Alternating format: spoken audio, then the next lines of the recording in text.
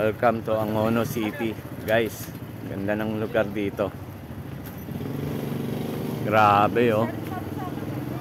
Yan, ito pala ang lugar namin mga muskero, eh.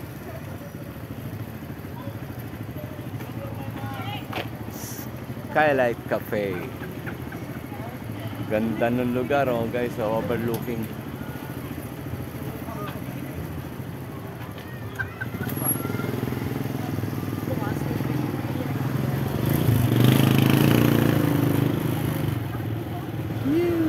Ayan. Kakasama kami ngayon lahat. Yan yung pamangkin ko. Kasama ko sa gig galing Korea. Hindi yan, ha.